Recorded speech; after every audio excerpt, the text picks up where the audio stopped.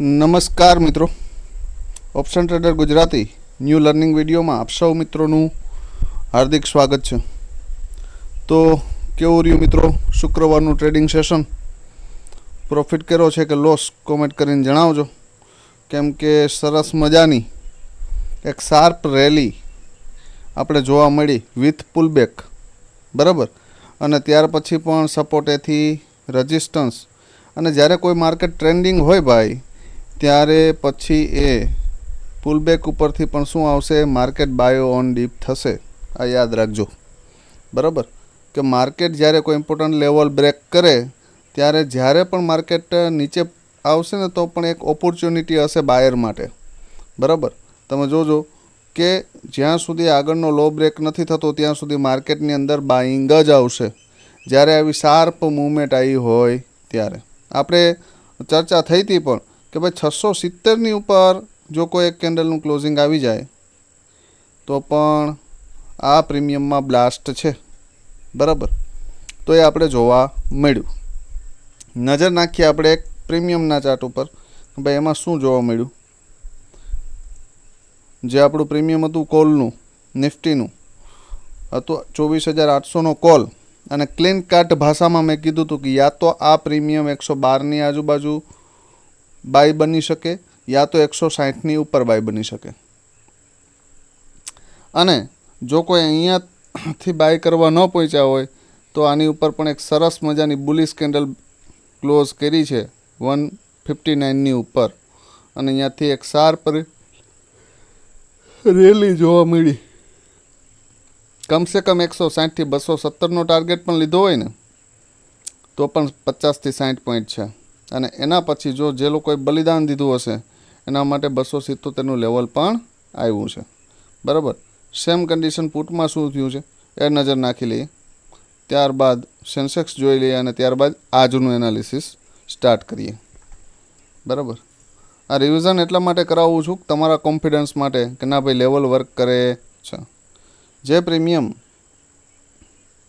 પુટનું ક્યાં ઓપન થયું તો આ એરિયામાં છે, અને અહીંયાથી પડતું કોઈ પણ જગ્યાએ અહીંયા કોઈ પણ લેવલને રિસ્પેક્ટ આપી નહીં. અહીંયા આપી છે તો એક નાના એવા પોઈન્ટ સાથે થોડું ઉપર ગયું, ફરી ડાઉન, અને ત્યાર પછી આ એક જ એરિયામાં માર્કેટ આખો દિવસ સાઇડવેઝ, બરાબર. તો એક નજર કોલનું પ્રીમિયમ જોઈ લઈએ આપણે, સેન્સેક્સનું, કેમ કે પુટમાં તો કાંઈ છે નહીં બને ત્યાં સુધી. કોલના પ્રીમિયમમાં સેમ ચાર્ટની અંદર લગભગ 406ની ઉપર કેન્ડલનું ક્લોઝિંગ આવ્યું, ત્યાંથી 637 સુધીનું વન વે ટાર્ગેટ આપ્યું. એના પછી જ્યારે પાછું 637ની ઉપર ક્લોઝિંગ આપ્યું તો 851 સુધીનો વન વે ટાર્ગેટ મળ્યો. પછી હવે તમે આ મુવમેન્ટની અંદર ફસાવ તો એ તમારો પ્રોબ્લેમ છે. બાકી જ્યારે શ્યોર મુવમેન્ટ માર્કેટની અંદર આપે છે ત્યારે માર્કેટમાં એન્ટ્રી લેવાની હોય. આખો દિવસ ઓવર ટ્રેડિંગ કરો, બરાબર, તો એનો કોઈ ઈલાજ છે નહીં. ન ટ્રેડ મળે તો શાંતિથી બેસો, પણ ઓવર ટ્રેડિંગ કરવું નહીં. પુટના પ્રીમિયમમાં એક નજર નાખી લઈએ. બે પુટના પ્રીમિયમમાં શું જોવા મળ્યું આપણે?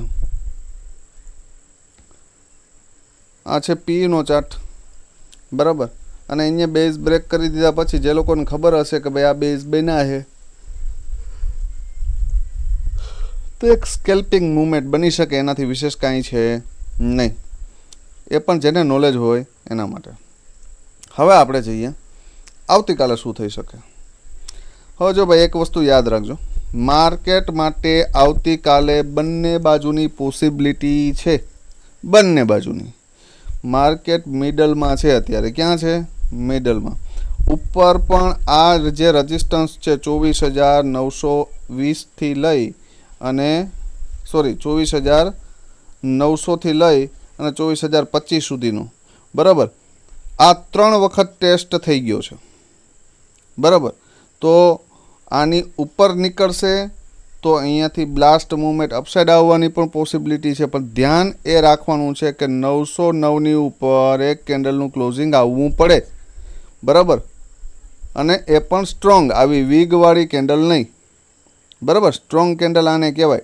જો આ છે ને સ્ટ્રોંગ કેન્ડલ છે, આ હેમર છે ને સ્ટ્રોંગ કેન્ડલ છે, બરાબર. તો કેમ કે આ એરિયામાંથી લગાતાર સેલિંગ આવે છે, તો અહીંયાથી ફરી માર્કેટ ઉપર જશે તો સેલ કરવાનો પ્રયત્ન કરશે. પણ જો માર્કેટ ઉપર ઓપન થઈ ગયું તો અહીંયા બેઠેલા જે સેલરો છે એ પોતાની પોઝિશન સ્ક્વેર ઓફ કરશે. મગજમાં ફિટ કરીને રાખજો કે ન્યુટ્રલ રહીને કામ કરજો. આ લેવલ અપસાઇડ બ્રેક કરે તો અપસાઇડ પણ મૂવ આવવાની પોસિબિલિટી છે, આ લેવલ ડાઉનસાઇડ બ્રેક કરે તો ડાઉનસાઇડ. એટલે ચાર્ટ શું કહે છે એના ઉપર નજર રાખજો, નહીં કે કોઈ એક માઇન્ડસેટ ક્લિયર કરીને બેસવાનું કે ભાઈ માર્કેટની અંદર મારે આ બાજુ જ જવું છે. ચાર્ટ તમને જે કહે છે, જે ડિરેક્શન બતાવે છે એ ડિરેક્શન બાજુ જવાનું. ઉપર માટેનો રજિસ્ટન્સ 24,909 બરાબર, સ્ટ્રોંગ રેઝિસ્ટન્સ એરિયા છે. આને બ્રેક કરશે તો 25,115 અને એની પહેલાં 25,000નું રાઉન્ડ લેવલ બરાબર. આને બ્રેક કર્યા પછી 233 સુધી જઈ શકે બરાબર. ડાઉન સાઈડ માટે જોઈ લો 24,803 સ્ટ્રોંગ સપોર્ટનું કામ કરશે. જો માર્કેટ જ્યાં સુધી આની ઉપર સસ્ટેન છે ત્યાં સુધી ડાઉનફોલનું વિચારતા પણ નહીં, આ ક્લીન ભાષામાં બરાબર. આની નીચે જશે તો નીચે જગ્યા ઘણી ઓપન છે, 24,683 અને એની નીચે 24,560 બરાબર. અને એની નીચે જશે તો 24,430 સમથિંગ બરાબર. આ યાદ રાખજો. હવે નજર નાખી લ્યો એક કોલના પ્રીમિયમ ઉપર. જો કોલનું પ્રીમિયમ છે આપણું 25,000નો કોલ. આ પ્રીમિયમ અત્યારે ક્લોઝ છે 146 છે. હું તો એમ કહું છું કે આ પ્રીમિયમને 138થી લઈને 193ની આજુબાજુ ક્યાંય અડવું નહીં, આની વચ્ચે પણ ન અડવું. શું કામ? કેમ કે આ રેન્જ છે. જ્યારે પણ આ એરિયામાં માર્કેટ ફસાણું છે ત્યારે માર્કેટની અંદર સ્ટ્રોંગ સાઇડવેઝની પોસિબિલિટી છે બરાબર. કોઈ ક્લિયરિટી છે નહીં બરાબર. તો આ વસ્તુ ધ્યાનમાં લેવી. અપસાઇડ માટે 193ની ઉપર એક સ્ટ્રોંગ કેન્ડલનું ક્લોઝિંગ આવે તો 252 સુધી માર્કેટ જઈ શકે, યાદ રાખજો બરાબર. અને એના પછી 327 બરાબર અને લાસ્ટ લેવલ 380 બરાબર. ડાઉન સાઇડ માટે આ પ્રીમિયમમાં યાદ રાખજો આ વસ્તુ કે 138ની નીચે જો આ પ્રીમિયમ ડાઉન ગયું બરાબર તો 58 સુધી આવી શકે. અને આની નીચે અહીંયા પણ એક પુલ બેક લઈ શકે, પણ વધારે મને અહીંયાથી પોસિબિલિટી દેખાતી નથી. અહીંયા બેઝ બનાવે તો એક નાનો એવો મૂવ માટે સ્કેલ્પિંગ કરજો, પણ એસએલ ટ્રેલ કરીને કામ કરજો. કેમ કે અહીંયાથી આ લેવલ બ્રેક કર્યા પછી પુટના પ્રીમિયમમાં શું કહેવાય વેટેજ વધી જશે બરાબર. તો આ વસ્તુ ધ્યાનમાં રાખજો. નેક્સ્ટ પ્રીમિયમ જોઈ લઈએ આપણે નિફ્ટીનું 24,750 પુટ. હવે ભાઈ 24,750 પુટ. હવે આ પુટની અંદર 3 થી 4 કલાકની મસ્ત મજાનો બેઝ છે બરાબર. સ્ટ્રોંગ કન્સલેટ કરી અને આ પ્રીમિયમ અહીંથી બ્લાસ્ટ થાય, મતલબ કે 3-4 કલાકની રેન્જ છે ને. હવે જો 188ની ઉપર નીકળે, આ લેવલને બ્રેક કરે તો ફર્સ્ટ ટાર્ગેટ 309 અને બીજો 400 સુધી કન્ફર્મ આવી શકે, યાદ રાખજો બરાબર. કેમ કે મને આનો વેટેજ વધારે દેખાય છે, કેમ કે સ્ટ્રોંગ બેઝ છે. 130ની નીચે આ પ્રીમિયમની અંદર વેટેજ ડાઉન થશે, મતલબ કે પછી આનો આ પ્રીમિયમ 30-40 જઈને પણ ઊભું રહે તો કોઈ મોટી વાત છે નહીં. કોની નીચે? 130 નીચે બરાબર. આ યાદ રાખજો. તો આ સ્ક્રીનશોટ મારી લેજો, આ પ્રીમિયમ ઉપર વોચ રાખજો. 188ની ઉપર નીકળે તો ફર્સ્ટ ટાર્ગેટ આ અને સેકન્ડ આ માટે પ્રયત્ન કરજો. નેક્સ્ટ પ્રીમિયમ છે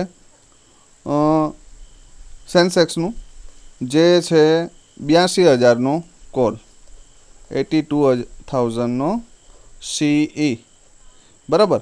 આની અંદર પણ ક્લીન વસ્તુ છે. 527ની ઉપર નીકળે તો આમાં આપણે 832 સુધીના ટાર્ગેટ લઈ શકીએ. આની ઉપર પણ આની ઉપર એક કેન્ડલનું ક્લોઝિંગ આવવું જોઈએ, એ પણ સ્ટ્રોંગ. જો આ પ્રીમિયમ 367ની નીચે જશે તો 141 સુધી આવી શકે અને અહીંયાથી એક નાનો એવો સ્કેલ્પિંગ ટ્રેડ કરવો હોય તો કરી શકાય, પણ વેઇટેજ ડાઉન સાઇડનો રહેશે એટલે અહીંયાથી સ્કેલ્પિંગ કરીને નીકળવાનો પ્રયત્ન કરજો બરાબર. આ યાદ રાખજો અને સ્ક્રીનશોટ મારી લેજો. બેસ્ટ બાઇંગ એરિયા 527ની ઉપર છે અથવા તો 367 છે સપોર્ટ લેતું દેખાય તો, અને આ ટાર્ગેટ સાથે બેસી શકાય. નેક્સ્ટ પ્રીમિયમ 81,300નો પીઈ. હવે ભાઈ આ પ્રીમિયમની અંદર એક સ્ટ્રોંગ બેઝ છે 301. 301ની જગ્યાએ આપણે રાઉન્ડ ફિગર 290 રાખીએ તો આની નીચે જાય તો આ પ્રીમિયમમાં પછી કોઈ દમ છે નહીં.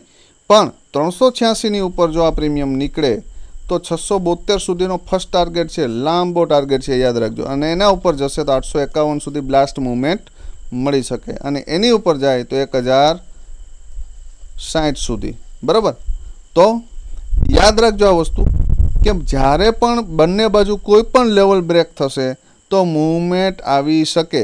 બરાબર, તો હંમેશા લેવલને બ્રેક કર્યા પછી જ્યારે રીટેસ્ટ આવે તો બાય કરો, તો નીચે 10 થી 15 પોઈન્ટનો એસએલ રાખી અને શાંતિથી ટાર્ગેટ લેવાનો પ્રયત્ન કરજો. એવું નહીં કે 10-15 પોઈન્ટ મળી ગયા અને નીકળી ગયા આપણે. બરાબર, તો આજે થોડો સમયના ભાવને કારણે વધારે આપણે વિડીયોને લાંબો નથી કરતા. બરાબર, આવતીકાલે ફરી મળીશું નવા વિડીયોમાં. ત્યાં સુધી જય માતાજી, હર હર મહાદેવ.